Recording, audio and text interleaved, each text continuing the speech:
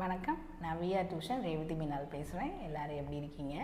இன்றைக்கி நம்ம டிஸ்கஸ் பண்ண போகிற டாபிக் பார்த்திங்கன்னா ஓவர் ப்ரொடெக்டிங் பேரண்டிங் பற்றி. அது என்ன ஓவர் ப்ரொடெக்டிங் பேரண்ட் அப்படின்னு பார்க்குறீங்களா? இது சைக்காலஜிக்கலாக இந்த மாதிரி ஓவர் ப்ரொடெக்டிங் பேரண்ட்ஸ்க்கு பேர் பார்த்திங்கன்னா ஹெலிகாப்டர் பேரண்ட்ஸ். என்ன ஹெலிகாப்டர் சொல்கிறாங்க அப்படின்னு யோசிச்சிங்கன்னா, ஹெலிகாப்டருக்கு எப்படி மேலே அந்த ஃபேன் சுற்றிக்கிட்டே இருக்குமோ அதே மாதிரி இவங்க என்னென்னா அவங்களுடைய குழந்தைகளுக்கு அவங்களுடைய நிழல் முதற்கொண்டு இவங்களுடைய அதாவது பேரண்ட்ஸுடைய கண்ட்ரோலில் தான் இருக்கணும்னு நினைக்கிற பேரண்டிங் பேர் தான் ஓவர் ப்ரொடெக்டிவ் பேரண்ட்ஸ். இப்போ நான் சொல்கிற விஷயங்கள்லாம் அதாவது நான் ஓவர் ப்ரொடெக்டிவ் பேரண்ட்டா அப்படின்னு எனக்கே தெரியாது அப்படின்றவங்க, நான் சொல்கிற விஷயங்கள்லாம் உங்களுடைய குழந்தைகள்கிட்ட நீங்கள் இம்ப்ளிமெண்ட் பண்ணுறீங்க அப்படின்னு நீங்களே செக் பண்ணிக்கோங்க. ஒருவேளை நீங்கள் ஓவர் ப்ரொடெக்டிவ் பேரண்ட்ஸாக இருந்தீங்க அப்படின்னா நீங்கள் 100% தப்பு பண்ணுறீங்க. நான் ஃபஸ்ட்டு நீங்கள் ஓவர் ப்ரொடெக்டிவ் பேரண்ட்ஸான அனலைஸ் பண்ணுறதுக்கு தேவையான விஷயங்களை நான் பேசிடுறேன். தென் ஃபாலோடு பை நீங்கள் ஓவர் ப்ரொடெக்டிவாக இருக்கிறனால உங்கள் குழந்தைகளுடைய ஃப்யூச்சர் என்ன மாதிரி அஃபெக்ட் ஆக போகுது அப்படின்ற விஷயத்தையும் இந்த வீடியோவில் நான் டிஸ்கஸ் பண்ணணும்னு நினைக்கிறேன். ஃபஸ்ட்டு பார்த்தீங்க அப்படின்னா அந்த காலத்துலலாம் ஒரு அந்த காலம்னு கூட சொல்ல வேணாம், ஜஸ்ட் ஒரு 10 years 15 years பேக் அப்படி நம்ம எடுக்கும் போது ஒரு வீட்டுக்கு அப்படின்னு பார்த்தீங்கன்னா மினிமம் 2 to 3 children இருந்திருப்பாங்க.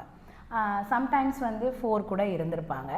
அந்த மாதிரி நிறைய பேர் இருக்கிற இடத்துல இருந்து வந்த பேரண்ட்டாக இருந்திருந்தாங்கன்னா, for example 3rd child 4th child அந்த மாதிரி அவங்களுடைய வீட்டில் அவங்க பிறந்திருந்தாங்க அப்படின்னா அவங்க எல்லாருமே பேரண்ட்ஸோட அட்டென்ஷனுக்காக ரொம்பவுமே ஏங்குனவங்களாக தான் இருந்திருப்பாங்க.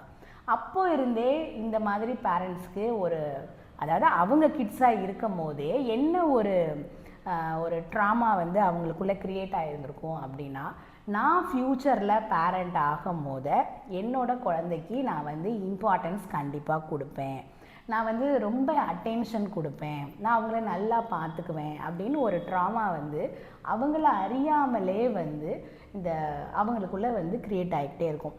ஸோ ஃபஸ்ட்டு கேஸே என்ன, எந்த ஒரு பேரண்ட் அவங்க கிட்டாக இருக்கும் போது 3rd சைல்டாவோ 4th சைல்டாவோ இல்லை மோர் தேன் தட் அந்த மாதிரி பிறந்திருந்தா அவங்களுடைய ஃபேமிலியில் அவங்களும் ஒன் ஆஃப் த சைல்டு அப்படின்னு தானே வளர்த்துருந்துருப்பாங்க.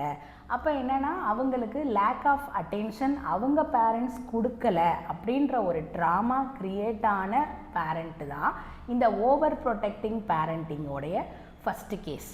செகண்ட் பார்த்தீங்க அப்படின்னா அவங்க சின்ன வயசில் அதாவது பேரண்ட்ஸ் சின்ன வயசில் ஏதாவது ஒரு விஷயத்துக்கு பயந்துக்கிட்டே இருந்திருப்பாங்க, ஆன்சைட்டி இருந்திருக்கும். ஆனால் அந்த காலத்துலலாம் பார்த்திங்கன்னா நியூக்ளியர் ஃபேமிலி அப்படின்ற ஒன்றே இருந்திருக்காது.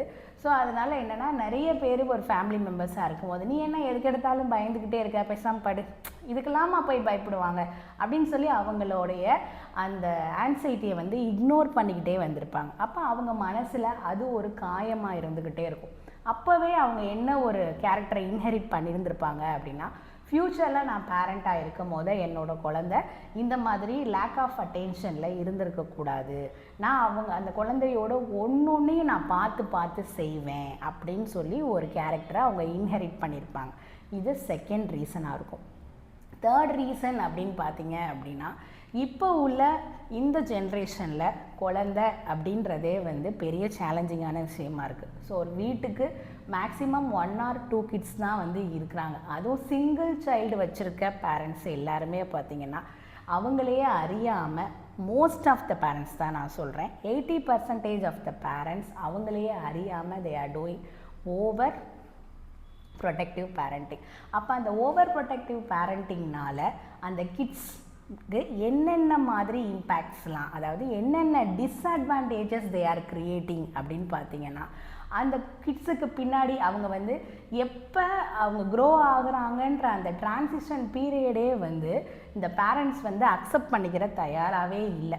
இப்போ அவங்கள ஒரு 5 years வரைக்கும் நான் ஹேண்ட் ஹோல்டிங்காக வச்சு நான் நல்லா பார்த்துக்கிறேன் அப்படின்னா, அதுக்கப்புறம் அவங்க க்ரோ ஆயிட்டாங்கன்றதே அவங்க மென்டலி இந்த parents are not ready to accept அவங்க என்ன பண்ணுறாங்கன்னா அவங்களுக்கு 15 வயசு ஆகும்போதும் அவங்க பின்னாடியே இருக்கணும்னு நினைக்கிறாங்க.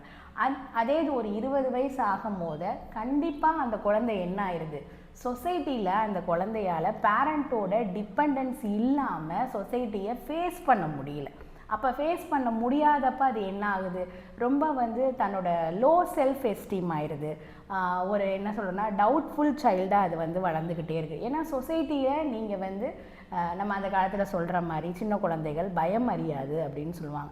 ஸோ ஆரம்பத்திலேயே நீங்கள் வந்து அவங்கள நான் கண்டுக்காதீங்கன்னு சொல்ல வரல. உங்கள் கையில் வந்து அவங்களுக்கு எப்படி சொல்கிறதுனா உங்கள் கையில் கண்ட்ரோல் இருக்கணும். பட் அதே சமயத்தில் ஓவர் கண்ட்ரோலபிளாக இருக்காதீங்க. அவங்கள 4 பேரோட பழக விடுங்க, அவங்களுக்கு நல்லது கெட்டது எல்லாம் புரிய வைங்க. ஆனால் இந்த ஓவர் ப்ரொடெக்டிவ் பேரண்ட் என்ன பண்ணுவாங்கன்னா அவங்க கிட்ஸுக்கிட்ட பழகக்கூடிய ஃப்ரெண்ட்ஸை கூட ரொம்ப ஸ்க்ரீனிங் வச்சு டெஸ்டிங் எடுப்பாங்க. அவங்க அதை பண்ணாதீங்கன்னு சொல்கிறேன். They should learn. இப்போ ஒரு கிளாஸ் ரூம்குள்ளே இருக்காங்க அப்படின்னா கிளாஸ் ரூம்குள்ளே இருக்கிற அத்தனை குழந்தைகளுக்கூடையுமே அவங்க பழகணும். ஆனால் இவங்க என்ன செய்வாங்க, அங்கேயே போய் இல்லை நீ இந்த ஃபஸ்ட்டு பெஞ்சு உங்களோட தான் பழகணும், இல்லை நீ இவங்களோட மட்டும்தான் பேசணும் அப்படின்னு சொல்லி அங்கே ஒரு ஸ்க்ரீனிங் பண்ணுறாங்க. அதுவே முதல்ல தப்பு.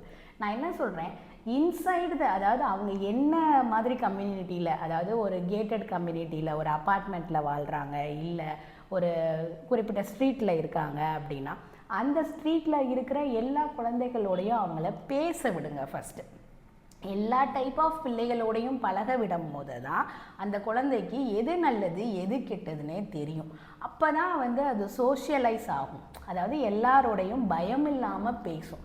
நீங்கள் என்ன சொல்கிறீங்க, வெளியே இருக்கிற எல்லாருமே ஸ்ட்ரேஞ்சர்ஸாக இருப்பாங்களோ, ஏன்னா நீங்கள் ஓவர் ப்ரொடெக்டிவ் அப்படின்றனால என்ன பண்ணுவீங்க, நான் உங்களை சுற்றி எத்தனை பாசிட்டிவான விஷயங்கள் இருந்தாலுமே நமக்கு நெகட்டிவான விஷயந்தான் வந்து ஃபஸ்ட்டு ரீச் ஆகும். இல்லை கிட்ஸ் எல்லாம் இப்போ சேஃபாக இல்லை, கிட்ஸு ஸ்கூல் சேஃபாக இல்லை, கிட்ஸ் என்விரான்மெண்ட் சேஃபாக இல்லை, ஃபேமிலி மெம்பர்ஸையே நீங்கள் நம்புறதுக்கு கொஸ்டின் மாதிரி ஆகுது அந்த இடத்துல. நான் என்ன சொல்கிறேன், எல்லாரையும் பிளாங்காக நம்புங்கன்னு சொல்லலை, பட் அந்த சைல்டையும் திங்க் பண்ண விடுங்கன்னு தான் நான் சொல்கிறேன். ஏன்னா சின்னதில் இந்த பழக்கத்தை நீங்கள் பழக்கலைன்னா அவங்களால ஒரு டீனேஜ் வரும்போதோ ஒரு அடலசன்ட் ஏஜ் வரும்போதே they cannot handle the society. இது வந்து பெரிய என்ன சொல்கிறதுனா சொசைட்டி லெவல்லாகவே இது வந்து பாதிக்கப்பட்டுரும். ஸோ அதை நீங்கள் செய்யாதீங்க.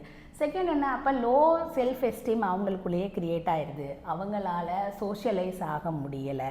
தென் இன்னும் முழுக்க பேரண்ட்டை டிபெண்ட் பண்ணிக்கிட்டே வரும்போது when parents are getting old நீங்கள் என்ன ஆயிடுறீங்க, உங்கள் குழந்தை பெருசாகிருச்சான்னு அனலைஸ் பண்ணுறதுக்குள்ளேயே நீங்கள் வயசாகிடுறீங்க.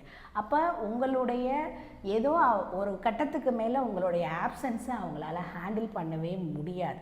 ஸோ இந்த மாதிரி ட்ராமாஸ்லாம் வந்து இந்த ஓவர் ப்ரொடெக்டிவ் பேரண்ட்னால குழந்தைகளுக்கு இம்பேக்ட் ஆகுது. இது வந்து இப்போ உள்ள காலகட்டத்தில் சைக்காலஜிக்கலாக இதுதான் வந்து பெரிய என்ன சொல்கிறது, நான் நல்லா என் குழந்தைய பார்த்துக்குவேன் அப்படின்னு முயற்சி பண்ணுற ஒரு பேரண்ட்டும் செய்கிற தப்பு இது. ஸோ இந்த வீடியோ பார்க்கும் போது உங்களுக்கு தெரியும் நம்ம வந்து ஓவர் பேரண்டிங் பண்ணுறோமான்னு. அப்படி பண்ணீங்க அப்படின்னா அதில் நீங்கள் கொஞ்சம் ரிலாக்ஸேஷன் கொடுங்க, அவங்கள இண்டிபெண்ட்டாக திங்க் பண்ண விடுங்க. அவங்களுக்கு எல்லாமே வந்து ஸ்பூன் ஃபீடிங் பண்ணாதீங்க. ஏன்னா சொசைட்டியில் அவங்க சந்திக்க வேண்டிய விஷயங்கள் நிறைய இருக்குது. எப்பயுமே நம்ம பின்னாடி வந்து நம்ம பேரண்ட்டாக அவங்களுக்கு சப்போர்ட் பண்ணிக்கிட்டே இருக்க முடியாது. ஸோ அதனால் நீங்கள் அவங்கள ஒரு நல்ல பேரண்டிங் பண்ணணும் அப்படின்னு நினச்சிங்கன்னா அவங்கள இண்டிபெண்ட் திங்கிங் பண்ண விட்டு அதில் உள்ள மெரிட்ஸ் அண்ட் டிமெரிட்ஸை உங்களால் உங்கள் குழந்தைகிட்ட டிஸ்கஸ் பண்ண முடியும் அப்படின்னா நீங்கள் அப்போ தான் ஒரு குட் பேரண்டிங் பண்ணுறீங்க. இது மாதிரி யூஸ்ஃபுல்லான வீடியோஸில் ஃபர்தராக சந்திக்கலாம். தேங்க்யூ.